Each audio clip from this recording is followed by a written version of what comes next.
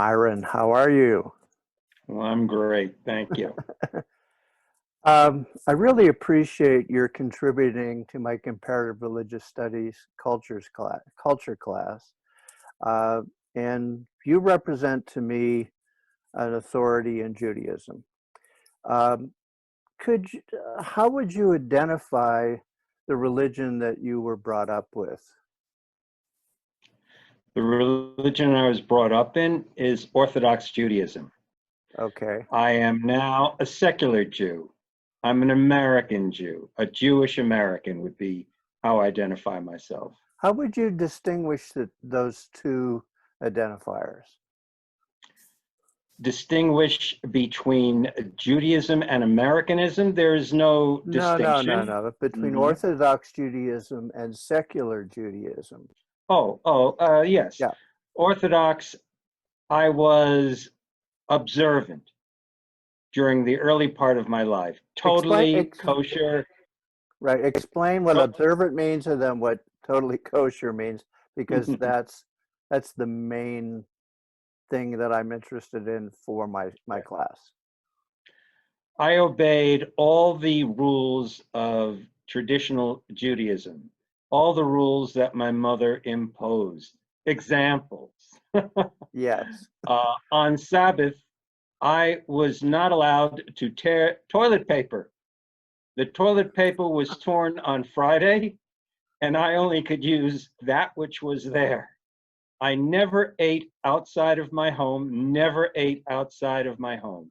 Only in my home where my mother prepared only food that was prepared and blessed in the appropriate way by the rabbis that were designated as being accepted as kosher food for Jewish people.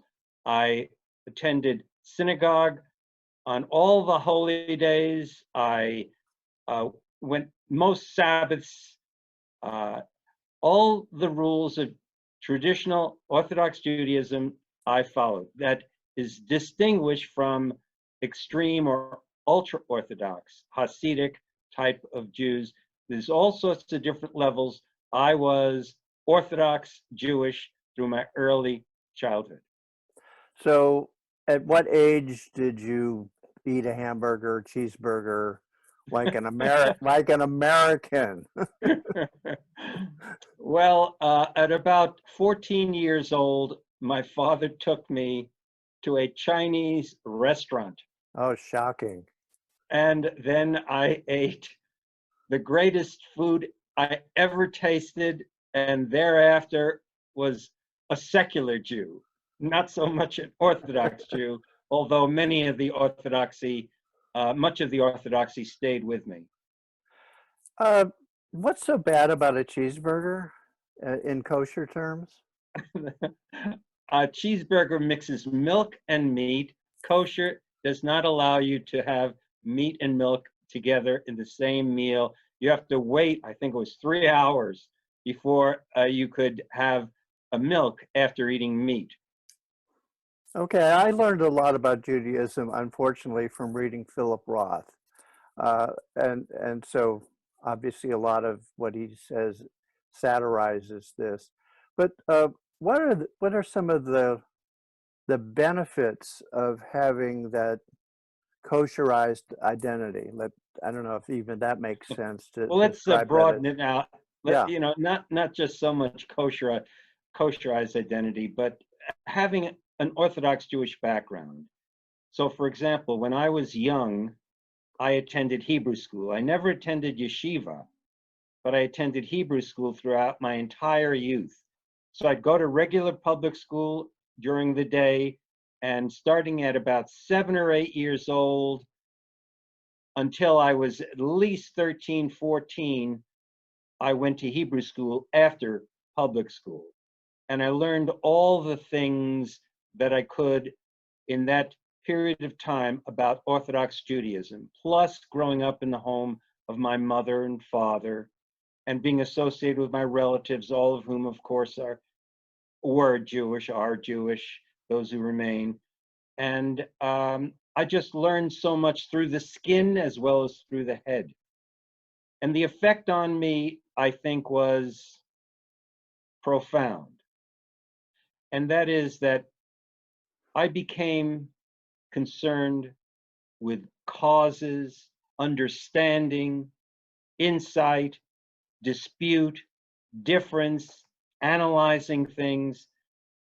It was a childhood filled with asking questions and learning, getting answers, just growing intellectually, perpetually, all the time, thinking, analyzing, reasoning, trying to understand what's going on.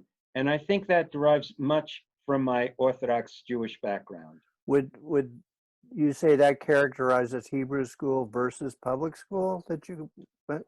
Oh, yes, very strongly. The main lesson I got from Hebrew school is disputation.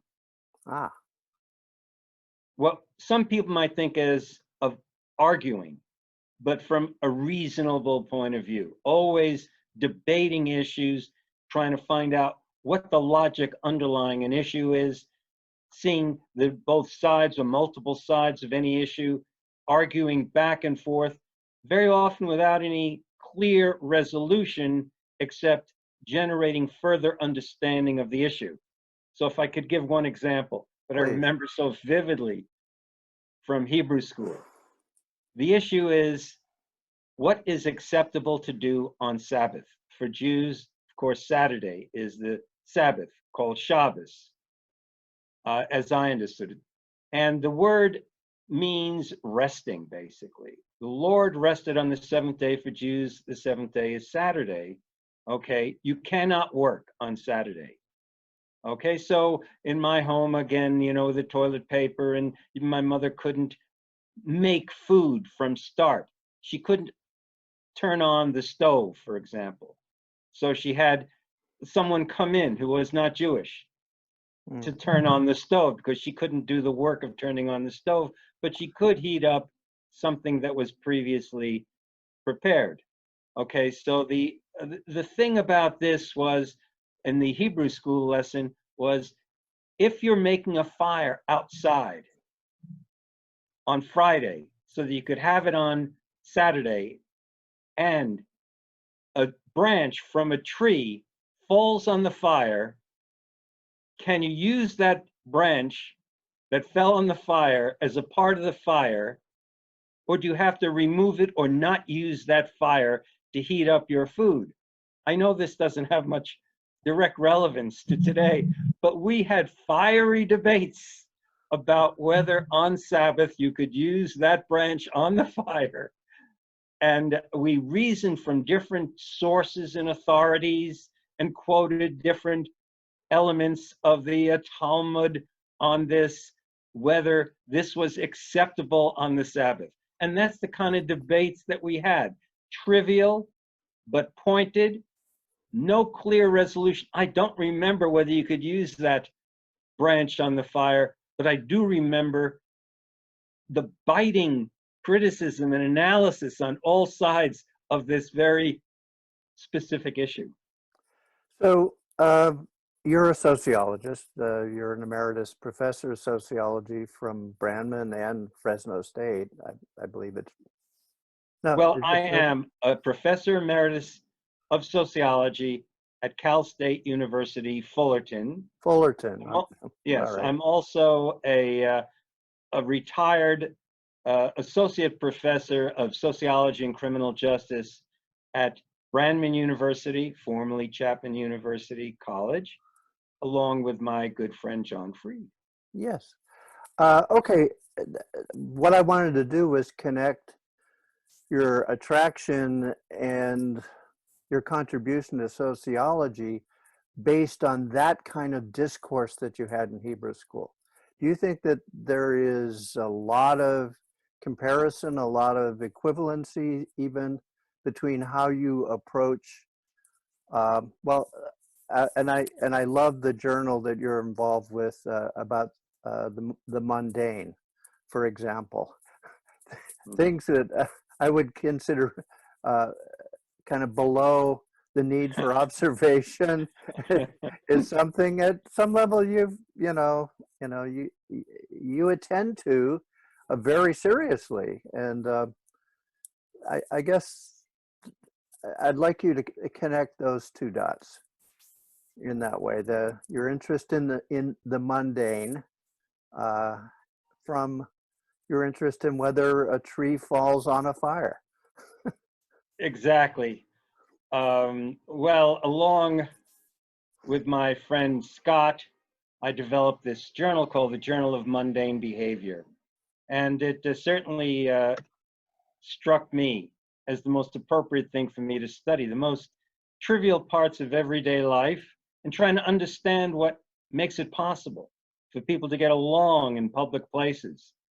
And we developed this journal. It was online and received a lot of notoriety. It's in its period of prominence, but it's just emblematic of my whole effort in sociology. What I became really attracted to in sociology was what you might call microsociology, looking at interaction of people in ordinary circumstances and even some extraordinary circumstances, but looking not so much at the broad macro level of, you know, what's going on in society as a whole, but how everyday life, ordinary people exemplify and demonstrate the qualities that you want to understand about human society, human relationships, and maybe even with an implication of applying ideas that you could derive from studying what people do in everyday life to how things could be made better. So for example, you know, right now what I'm really interested in is how we can conduct social life in, this is the period that you're recording in, the coronavirus period, Right. where Americans are asked, and the people in the world are asked to shelter in place, and then slowly reopening and progressively, reasonably reopening to become more active economy. Well, the question is, how can you be safe and in public?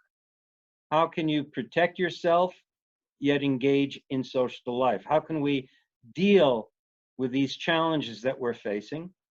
And, you know, it seems to me that my background in learning the various dimensions of the consequences of a branch falling on a fire apply very directly to trying to understand how we could be in public transit, how it could be in a bus, a train, or in a restaurant, or in any other place, have our space, interact, gain the gratification we can from social connection based on this disputatious approach. You see, I'm not offended when people say, oh, we should do this or we should do that.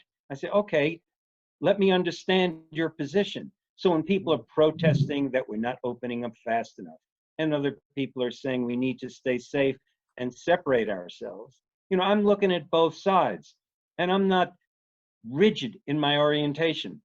I'm perhaps understood to be moderately liberal in my political persuasion, but I'm very, very connected with many conservative people who have very different views than mine, but we can communicate.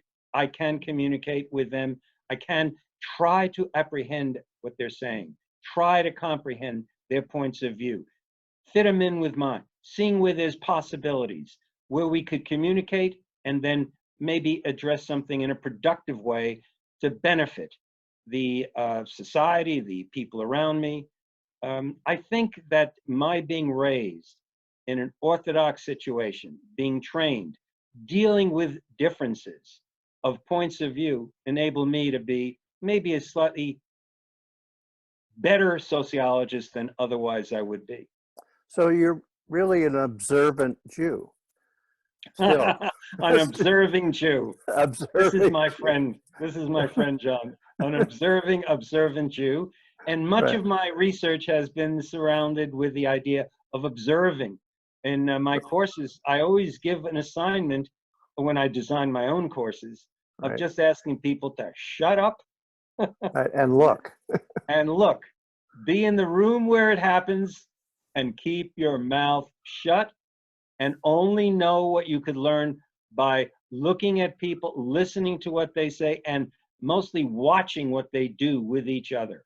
Right. This is a very important part of my kind of sociology, by the way, which I used to call MSOS, Myron's sociology. Well, that's that kind of deep subjective connection that I think truly great teachers have, is they're willing to reveal themselves, and they're, they're willing to engage students at that kind of exposed, vulnerable level, that at some level it might just be Myron's view of things. And that's not so bad. To me, anecdotal information, of course, you know, I write plays, so everybody has an anecdotal position, and you just listen to it, and then you step back and you say, well, there's any universality to this? Is anything that touches my heart with this?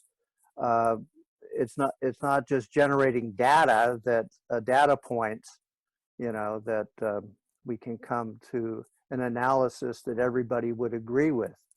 And I think that's why sociology is as much a humanities occupation as a social science.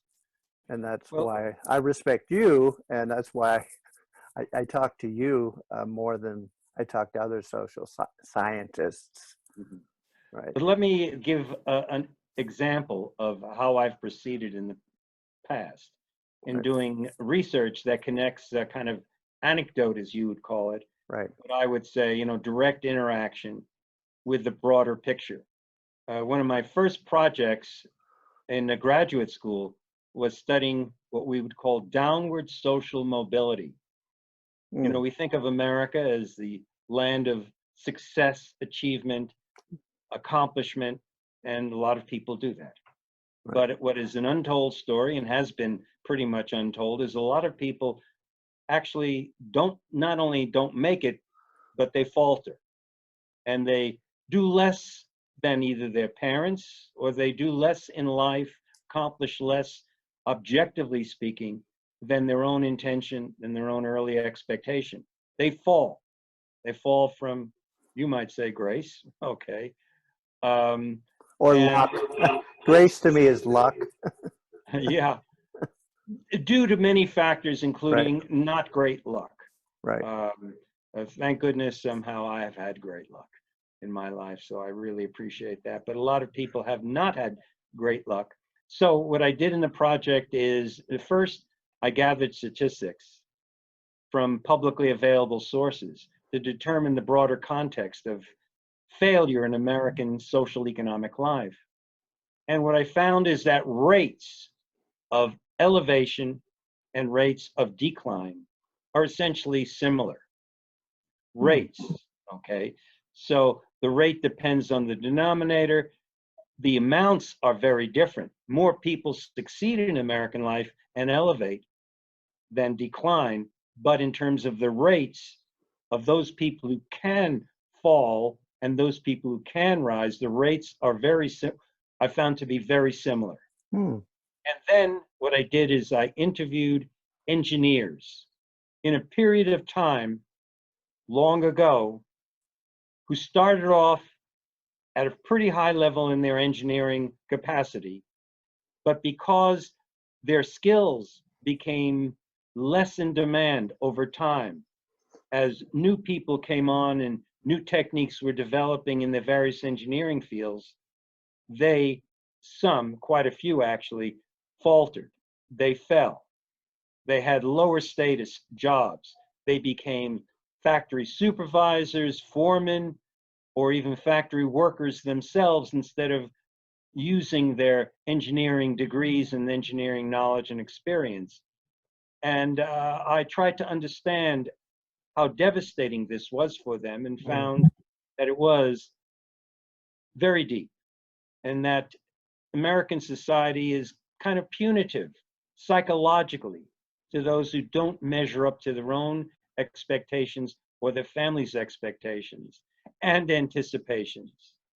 And I think this shows a combination of looking at the macro context and then filling in the personal data. Right, there are real people that are affected by it, and we're certainly going to see it in a monumental way subsequent to what we're those of us who endure will experience. This is after the Black Death of 1348, totally changes Europe, but creates a modern world. There would not be a modern world had the Black Death not happened. And I'm talking from a Catholic perspective. You know, we had 1,000-year dominance culturally, and about 1348, things started shifting, and then the printing press came, and then the great flushing sound as Catholicism is no longer. But if I could add to that, John, in these great pandemics of the medieval period, very many middle-aged, well, youngish, well, we would consider middle-aged, but young people died. The labor force was thinned out. Now what we're seeing is the labor force isn't so much being thinned out, but elders, seniors are more likely to be suffering in this pandemic and dying in this pandemic. So the labor force isn't so much diminishing as happened in the medieval period, which enabled workers to demand higher wages in that period. Right. Right now, people who are dying are more likely not so directly involved in the labor force. So we're probably going to see, instead of what happened in the Middle Ages, where there was a rise in the living conditions of the surviving working age people, now we're more likely to see declines in the economic status of working age people, too many of them, and falling from the middle levels to the working class levels, as many businesses are going to disappear. So this is a major concern now, downward social economic mobility of the projected period after the pandemic has been resolved in some way or another. Right. Well, it's not if things fall apart, it's when things fall apart. And I've been focusing a lot on human entropy. It's inevitable that this happens, and we live in a bubble. The 18th century lived in a bubble, and they're all missing and dead. Franklin and Jefferson and all of those people. But things fall apart. That is true in physics, and we're not going to counter that with almost anything that we do, other than being prepared for it and protecting our grandchildren. I know your grandfather, and congratulations. That is really important, and whether we leave them with an oxygen-free environment that they cannot survive in, or no jobs, no hope. But John, if I may interrupt you, John, you're making a concrete prediction, and I might dispute some of that and say that we have resilient qualities. And you're doing this course on religious cultures, right? And I so much appreciate that phrasing. So going back to my Jewish Orthodox background and tying that all in, I think that having a strong foundation in a belief system, even if you abandon it or modify it or move into another realm of meaning later on, when you have some sort of sense of purposefulness built into you in early life, somehow later life becomes more manageable, even with dealing with crises and terrible challenges. So, I believe there's some resilience built into all religious belief systems. If there were not that level of resilience, these religions would not have made it through all the catastrophes.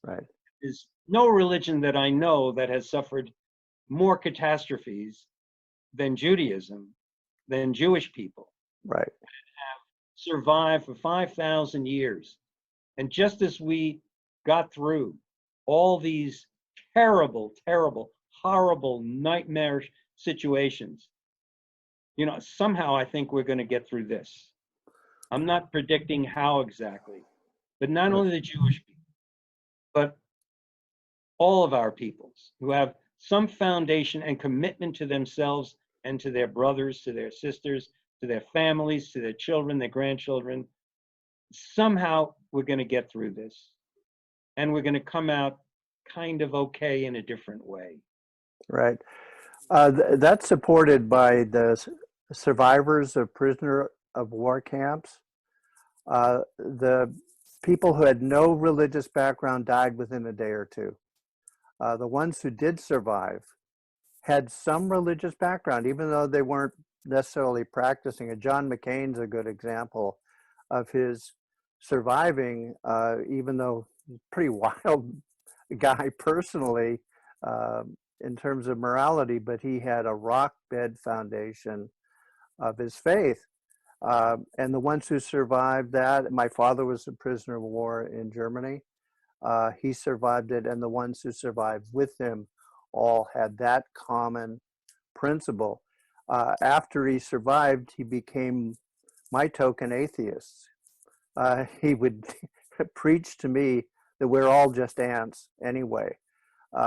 But he didn't go into that prisoner of war camp with that belief. He came out of it with that belief. But I think that supports what you're saying, even But though. John, listen, if I may again Yeah. interrupt, that it is not just a religious foundation that provides survivability. It is a foundation in having a sense of the meaning of life. And it could be secular meanings, could mean other than purely religious meanings. Right.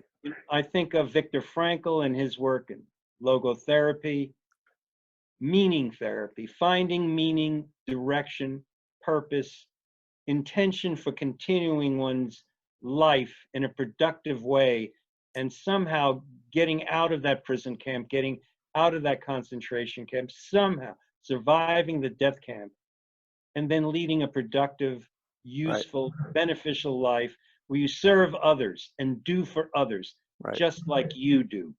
Well, he became a special education teacher. Right. That was what my grandmother had done, one of the first ones in the country in the 20s. And he followed that path. Never had any financial success, but had a meaningful life, even though he was not happy. His happiness did not survive. And I think you can see that in Singer and other people who write about the survivors. My favorite film and book is Enemies: A Love Story.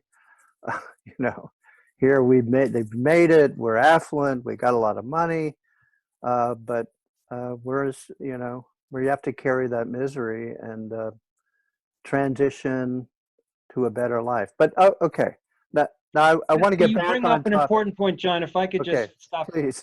Memory.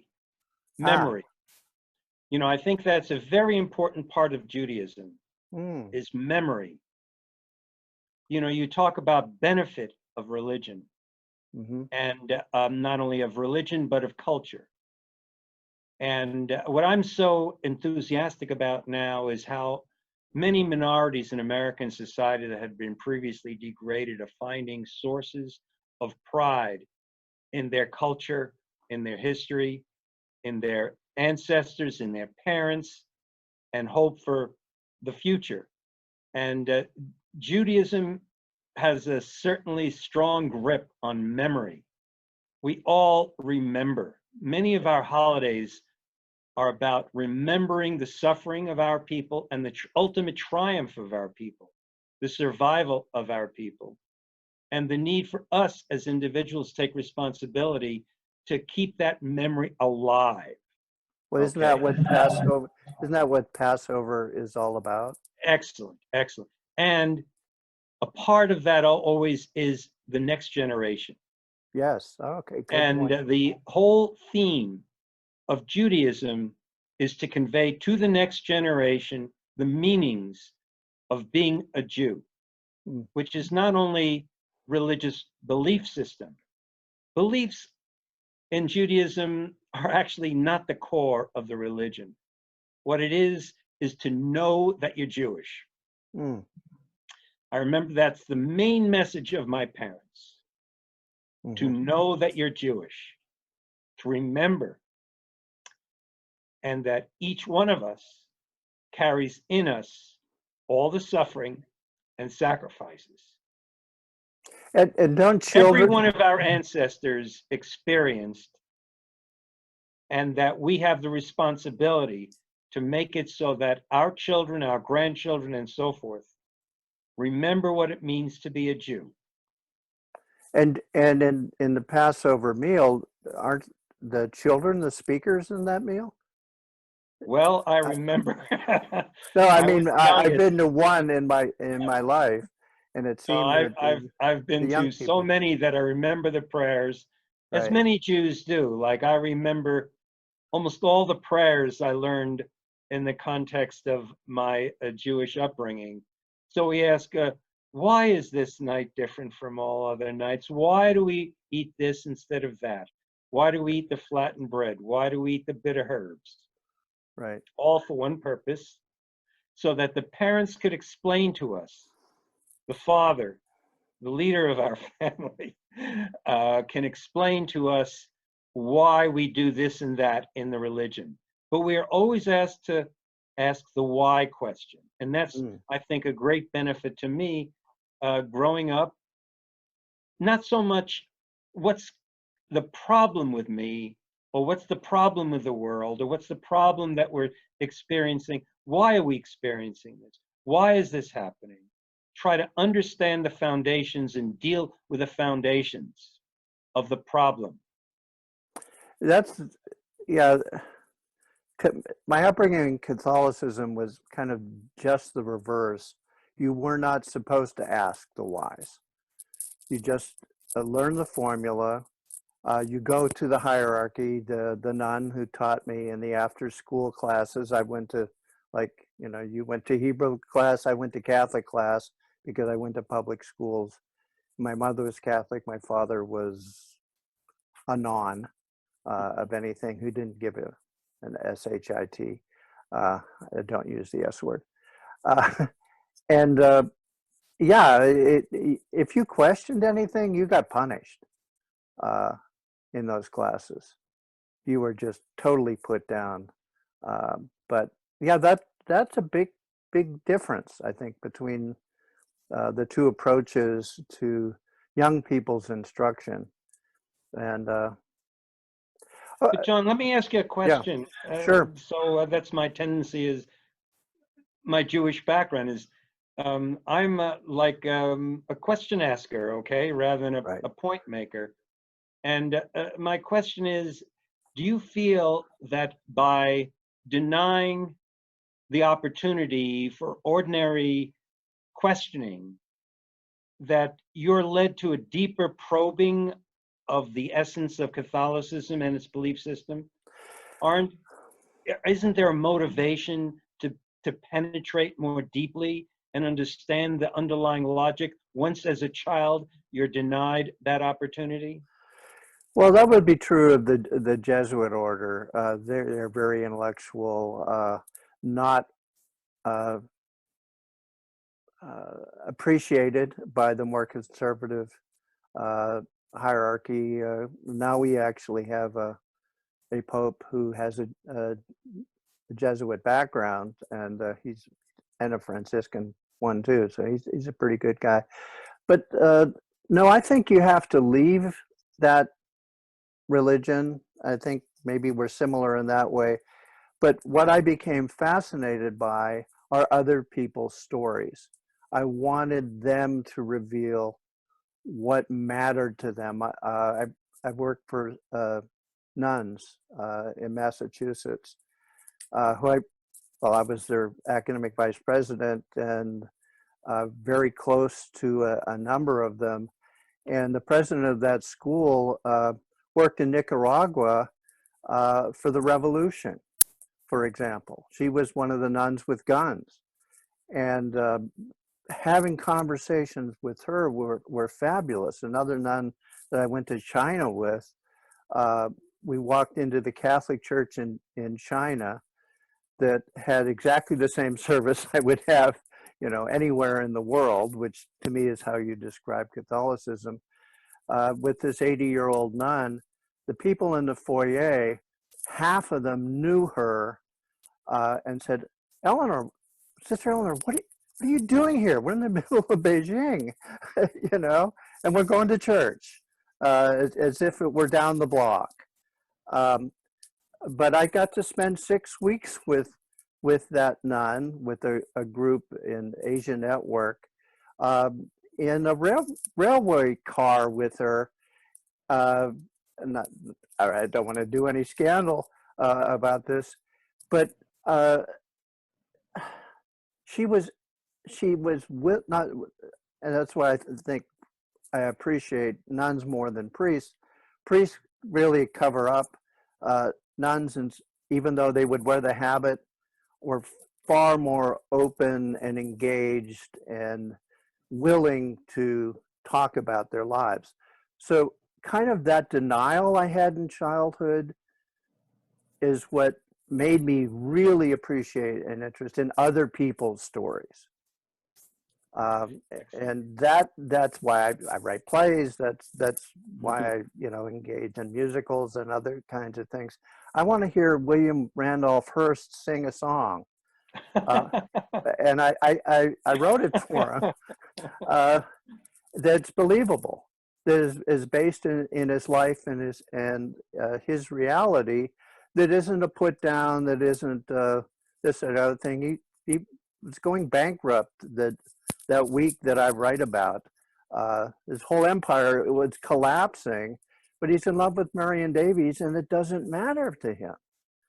And that's the mindset that I wanted to recreate and imagine. So it kind of was the denial was necessary for me to open up, where it seems in your history it got extended and applied to more human interactions, even though it started in very bizarre kind of disputes over how many angels can fit on the head of a pin, which we know the answer to, and you do not know the answer to that.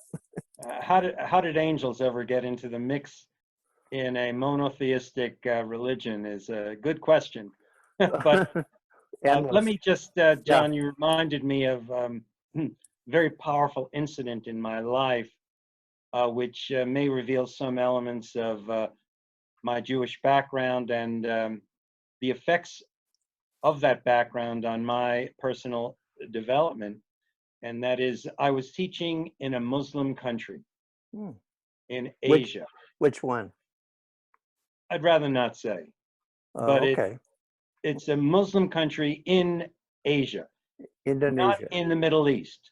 Indonesia. Okay. Indonesia. Do I have to guess? Well, it could be. Cambodia. Do I have to guess? Okay. Okay. So, a friend of mine, a colleague of mine, I was teaching sociology. He was also a sociologist. And he invited me to a synagogue for a Yom Kippur service. Right. And, I said, well, good. What's going on? And he says, well, it's a small congregation, because although there were a lot of Jews in this area historically, they have emptied out in this period of time because of current political circumstances, and they need a minyan. So, John, you know what a minyan is? No. A minyan is 10 or more adult Jews who've been circumcised and bar mitzvahed. Okay. I have been circumcised and bar mitzvahed, and I make up a minyan. And so he and I remember this guy, and it was a long time ago, went to the service along with my wife, and she didn't count for the minyan because she can see why not. Not a male. Right. So we did the service, and these were what we would call Sephardic Jews. I'm an Ashkenazi Jew. Right. Sephardic Jews are derived from Spanish and Portuguese background. Ashkenazi more from, ultimately English, Polish, and Russian, European Jews. Sephardic Jews penetrated through after being expelled from Spain, went through Turkey and Persia and other countries in the Middle East in about the same period as Columbus. 1492 is when that Yeah, the happened, period right? of expulsion of Jews, the same as expulsion of Moors and Muslims from Right. Spain and the Catholicization of Spain. Okay, so there's a difference in culture and elements.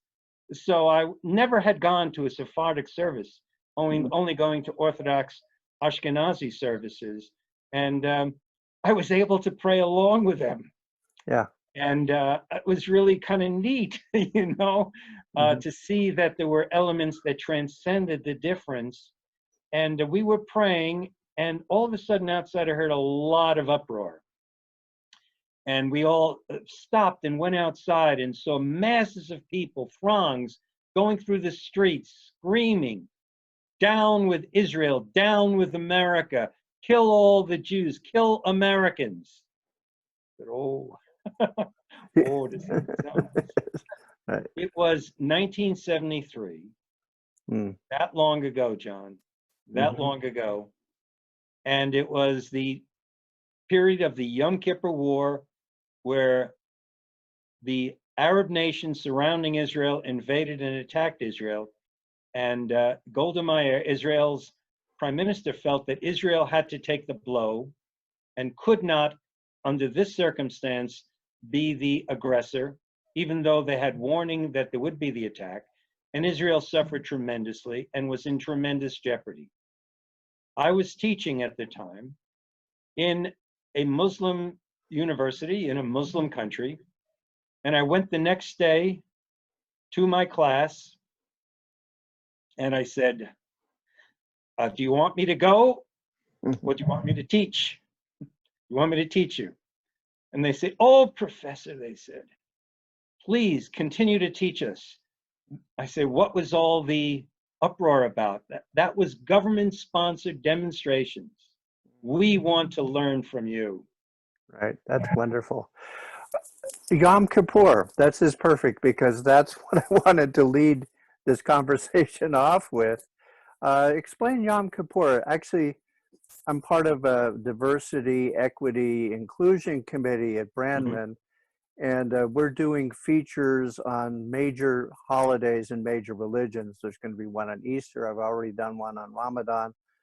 And you were to be my expert on Yom Kippur, so expand on that. And also, I can kind of understand why Golda Meir waited for fundamentally religious reasons not to react.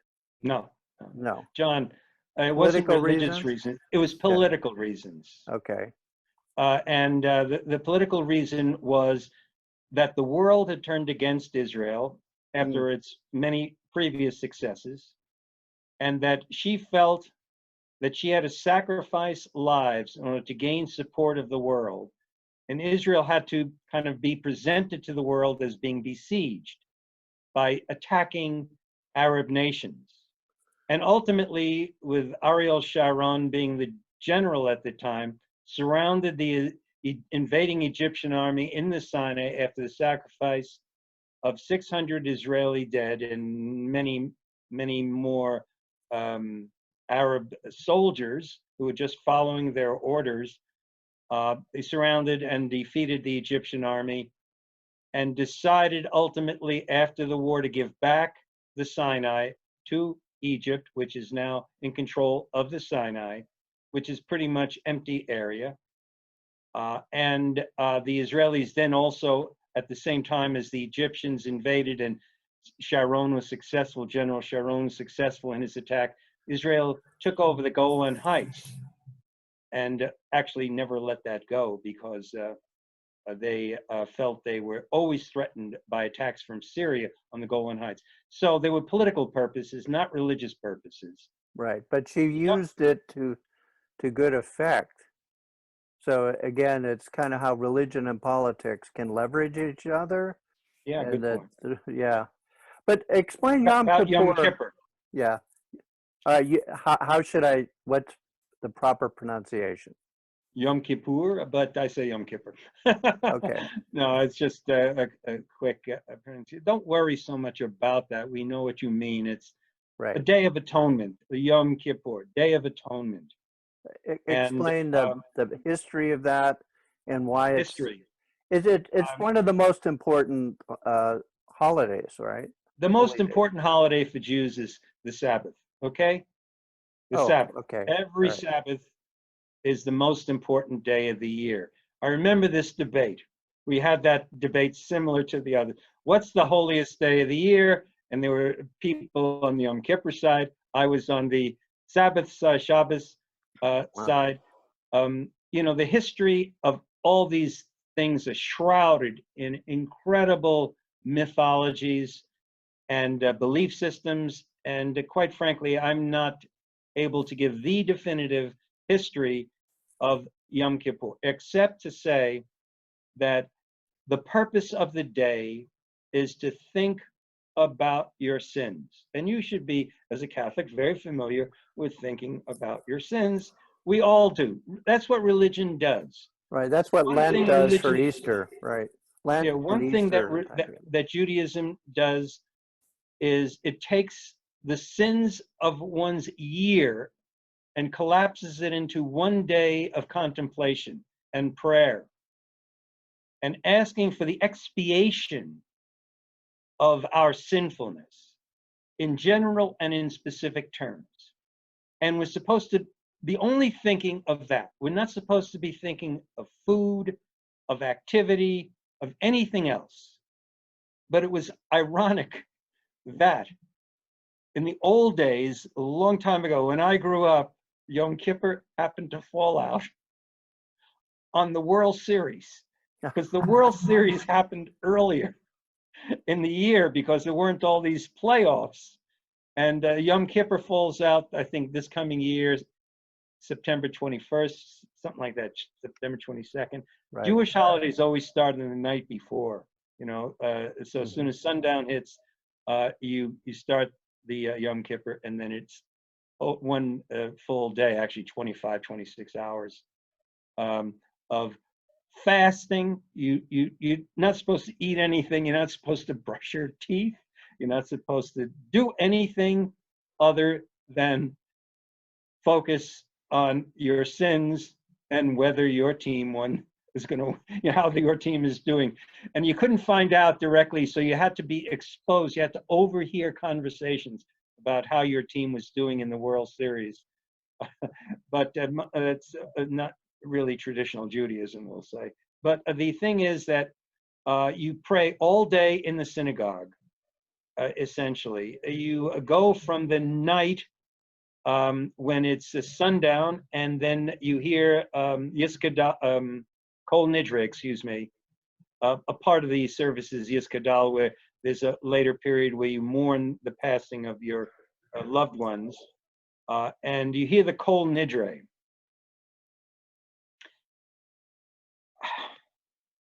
And even, excuse me, but even as I think of it, it's very powerful emotionally. And then you go home, you can go to sleep, you can't eat anything, can't drink anything, get up the next day, go to synagogue, stay in synagogue, pray. And of course, I grew up in a Orthodox, so that was separated women and men, and it was very basic. It wasn't like a temple, there was no choir. There was a cantor who specialized in singing the prayers, leading the service. Everybody would sing along, and I would sit with my father and my brother and sit, hour after hour. And I remember playing with his prayer shawl and being a little kid in there and just, being totally bored and listless and sit there, kid, sit there, kid, sit there, kid. And what I think I learned from that was that I could tolerate long periods of just thinking, letting the mind roam. And I think that's very useful. A long-term commitment to your own thoughts and your own being. And then there's a particular moment I remember very well where you knock your chest and you say each sin that you've done. That could take a while. Only, as I remember, there were 10 general sins. Sins I've committed with my eyes, sins I've committed with my tongue, sins that I've done this, and it's ritualized, John. That's the Right. thing. Ah, Everybody says the same words, and you do it together. And you say, mm, "Oh my God, that's me." But it's me put into the community of prayer, being people praying. right. And by putting it into the community and saying it out loud, say, "Oh, that's me. I've done that." You're kind of released, and you feel a little bit cleansed, a little bit cleansed, a little bit cleansed, and progressively more so. And then you feel, wow, I've done the whole day. And then you hear the blowing of the ram's horn, the shofar blowing. Phew. And you let your breath out Mm, and you breathe. You say, oh gosh, I've done it for the day. But look, John, I tell you the truth, fasting for a day ain't much, but it's something. And prayer, sitting in the place, with your family, being in this religious community, feeling the culture, looking at the old men, seeing the women shielded by the curtain. You don't see the women, they're shielded, but knowing that they're there, the whole family, you're all in it together. This is mm. your family, this is your belief, this is what has happened. And you're cleared. Your sins are erased from the Isn't it? book of Yeah, life. isn't there an element of making amends Well, as making well? amends in my mind, maybe you mean something different, is by doing things that fix the sin. Right. I don't remember that. I don't think that was a part of it, John. Oh, You- yeah, You're that not was obligated to do things, and you're not rewarded. This is a good thing to look at, though, John. right. Whereas what I understand and appreciate tremendously in Catholicism is that it's by good works in part that one is Yes. brought to the side of the heavenly, Right. you know, your belief in, resurrection with God, with Jesus. Right. It's through good works. And this is great. In Judaism, good works are inevitable, are what you do. You service people, you care for people, and you do good for people and humanity. But there is no reward for it other than the doing of the good. All right. Talk about the afterlife because That's that's a, the big driver in Catholicism. The good works issue is one of the big dividers between Protestants and Catholics. They say it's all grace. Not all of them say that, but it's just kind of residual. That, oh, by the way, you also do good works. Where Catholic is far more proactive, or should be more proactive, because it earns you something, and it's not the coin of Caesar that you earn. It's the kingdom of God that you earn in the afterlife. I've never gotten a straight answer about the Jewish position on the afterlife. there's a good reason for that, John. Okay, There is no Jewish position on the afterlife. that There is solves none. it. There is none. I'm not saying that there aren't some Jewish groups. And as you understand, Jewish groups are very varied. There's all sorts of levels, all Mm, sorts of sub-belief systems. They're all Jews, but many are different. But the mainstream of Judaism has no particular belief in the afterlife. There is no reward in heaven. There's no punishment in hell. Life is as we live it. The rewards and punishments are in our current lives. So take, the Jewish message that I got as a youngster is live the ethical good life for the benefit you could provide for other people primarily. You know, love your parents, love your mother in particular, of course, love your family, teach your children, respect your wife, respect all women, Mm-hmm. and you will generate your self-respect and you will feel good. And then when you die, my understanding is that there is nothingness and peace. I remember the word peace coming through. Peace. Mm. Yeah, That's the afterlife. the end of Hamlet touches on that. His last words as he's dying is, "The rest is silence," which sounds like a perfect description of what you've just said, you know. And John, then, could I ask you a question right, about sure, right. that? Was Hamlet a Christian? He was a Protestant Christian. He's actually comes back from Wittenberg, where he's studying, which was Luther's university.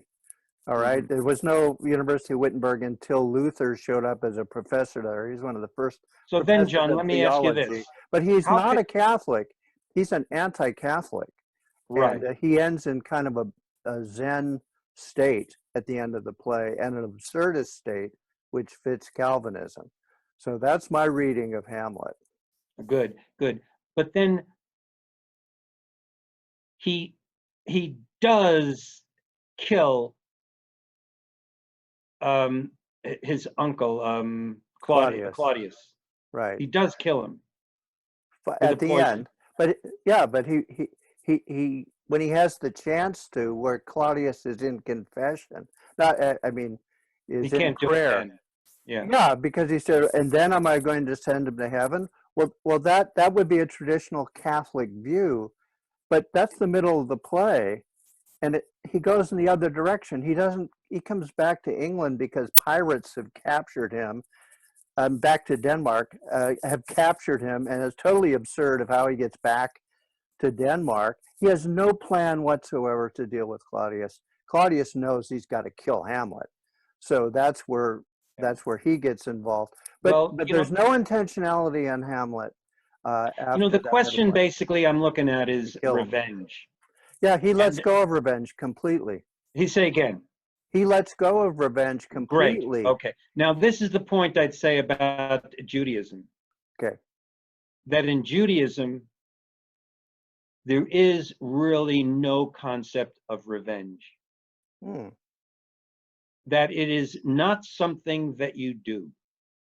What really is very disturbing to me right now is the kind of land greed of many ultra-Orthodox Jews who have created settlements on the West Bank in the name of recreating what they call Eretz Yisrael, Right. which is the ancient land of Israel, to which the Jewish people are entitled, and to which the settlers, the ultra-Orthodox settlers, believe they should occupy. And it doesn't seem to me quite, excuse the expression, kosher, in the sense that it is more than their deserts to have this.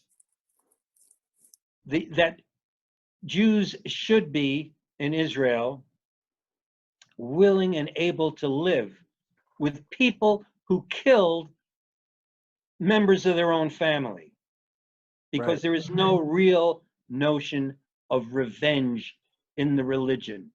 But as I say this, I think of the many people that the ancient Jews of the period in the Bible, in the Old Testament, you call the Bible, that actually expelled people from the land of Israel and actually destroyed many peoples. Right. So Women and many children and genocides in the ancient, the old Bible. yeah, well, that's tribalism. Tribalism rather than revenge. Worldwide, that's tribalism. But Yeah. that kind of brings up the chosen people Right. concept. And of course, in Islam, uh, it's Ishmael who's the firstborn of Abraham, not Isaac, because literally Ishmael was the firstborn, even though, Sarah or whatever was not the mother. Hagar was. Uh, but each of them says, we are the chosen people. And since Abraham, they're all Abrahamic religions, we're all peoples of the book, which, yeah, talk about the chosen people. I'm going to edit this. Well, you all would remember that Tevye, the Fiddler on the Roof play based on Sholem Aleichem, says, "Can't you choose someone else, O Right. Lord?" Right. Why But me? the notion of the message, the messengers, that we were supposed to be the deliverers of the message of the one God, that is monotheism, and we were selected by God to bring to the world the idea that he is unity, that he is one. And you can't, in Judaism, you don't mention, even the word God. I shouldn't say it really, but you say the one. And it is a heavy burden of the Jews to represent that belief. And it has caused a great trouble because first in the pagan era, the Jews had to deal with all the pagan religions that denied the unity of the one God. And then in the Christian era, eventually developed the notion of the Trinity, which is very confusing to Jews. And Honestly, Catholics. yeah, yeah. And by maintaining a separate identity from Christianity, Jews have become subject of much historical oppression. And to me, the idea of the chosen group is not the most beneficial component of Judaism, because I don't feel that the unity of God as a singular entity is all that productive for human well-being. I'm not quite a monotheist anymore in my life. I don't know if that's a very useful idea in terms of dealing with the world, the natural world, because it gave permission for human beings to be dominant over the earth. We are chosen, we deliver the message, feel free to use the elements of nature for your own purposes. But to use it up, in effect. Exactly. So that is one of the factors that makes me not so pleased with the notion of chosen to deliver that message of monotheism. Right. But it's very similar to Islam, obviously, Yeah, yeah, as a major touchstone. And I'm sure uh, Muhammad got a lot of good ideas from both Christianity and Judaism that he certainly. could employ. But he was only a messenger too, Yes, a exactly. Yeah. prophet, and not Not a God, deity not himself. unlike Christianity, Right, where right. Jesus is the main uh, actor, the main protagonist in the story, and we Yeah, all only get to yeah. heaven through Well, him if you're evangelical Christian. but the idea of GD, God in Judaism, the way we imagine it is, we're in the image of God, and presumptively it's a male, and we've made it into, in European American history, made it into a white male somehow, um, and that God stands aloof from the world and is aware of everything that happens, kind of governs everything that happens, but not really. Right, That we have to have free will, but God knows what we'll choose. And right, there's all sorts of problems that derive, it seems to me, from the idea of the chosen people to deliver this message of this idea of what the deity is about. Well, and it's self-serving, as every minister can tell you, if he or she wanted to admit it, or rabbi, if he or she wanted to admit it, But it I will works. tell you, It works. mostly Jews don't concern themselves with that. Jews are concerned with the other things that we've discussed earlier. So Right. if we're leading to a conclusion of this, Yes. I'd really want to emphasize that Judaism is really about the bonding rituals and the transmission of those rituals down the generations so that we feel a chained connection to our ancestors and to our descendants and feel a great responsibility to continue what we've inherited.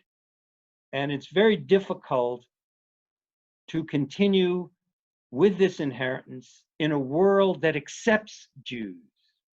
Ironically, Judaism survives more strongly when the Jewish people are oppressed, hated, despised, and made into the other. Right. But And, insofar as we are accepted, integrated, assimilated, if that word still has currency, right. acculturated even, intermarry, Right. thin out our beliefs, thin out our connections, thin out our identity as Jews. If we forget we're Jews, if our children, grandchildren don't know that they are Jewish by ancestry, the chosen people no longer exist. Do you feel that's true of your children and your grandchildren? Well, my grandchildren are now infants still, but No, but my children still say the prayers. My okay. children do all the rituals at home that we've done, but not kosher. Right. They celebrate, especially my daughter celebrates the Sabbath and lights candles on appropriate occasions. She remembers the prayers for bread and wine and all those prayers that I used to say around the table. They know me very well, Hmm. and they will continue. Will my grandchildren? Well, I have to live to make sure that they know that their grandfather was full Jewish, that they are part Jewish, that they wrap up within themselves many strands of America, but including that they are partially Jewish and need to continue with those same prayers, rituals, and feel connected and feel some degree of identity. Maybe some of my Chabad friends and Orthodox Jews would say I've roamed too far and they won't come back. My grandchildren won't come back, but maybe they will. Of course, it depends on whether I live or not, in part, and whether I encourage their continuous identification. So I got to keep on living, John. I got to keep on providing meaning for the next generation and the next generation as best I can. Well, this video will extend your life. So I want you to know that, and I'm certainly going to give you a copy of it that you can leave to them. What would you say to them now about their Jewishness? Well, of course, the pride, but more than the pride, when I speak to my son and daughter, they are brilliant. They are insightful. Mhm. They are analytical. They strive for understanding of the world. They are deep people. And this is the message that needs to carry on. The element of Jewish culture that has become so productive for me, so beneficial in my career, they need to continue for themselves. And I know they will. They do. I mean, I am always impressed, continually impressed with my children. Now the questions go the opposite way. I ask my children, they help me understand. They are smart people, unlike their dad who's just muddling through still. So that's what I need to have continue, that depth of intellectual understanding penetration. All right, that's wonderful. Are there any questions that you would have liked me to ask? Obviously, I'm closing down here, that you would like to express. Well, what I'd like to express is this, John. You're doing a great course. Thanks. This religious cultures course, I think it's better than a religion course Yes. because you're looking at it both from religious and cultural points of view, and that fits Judaism and Islam and Christianity and Buddhism because they're all tied to cultures. So I just want to encourage you, express my appreciation to you. You are a great, dear friend. Same. Stay well, stay healthy, keep doing what you're doing, and keep enlightening your students. And stay my friend, buddy. Thanks, Myron. I'll end with an Easter candle service that happens in, I think, good Catholic churches, where the night before Easter, the night before the risen Christ, the whole church is totally dark and one candle is lit at the altar. And everybody in that service has a candle. And from that one candle, then, the entire congregation is relighted. They all come from that one light source.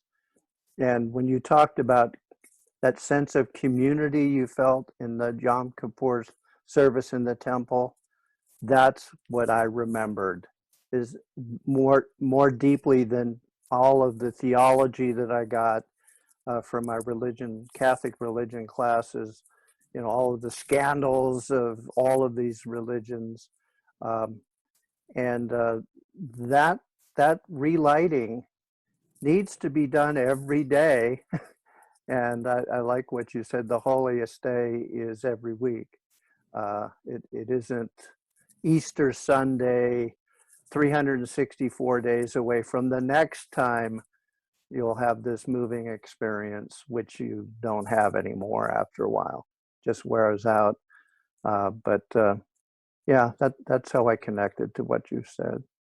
So I love talking to you. It's been a long time since we've had this opportunity, and for better or worse, our being locked down, has benefited by this experience that we've been able to do. So thank you for your participation.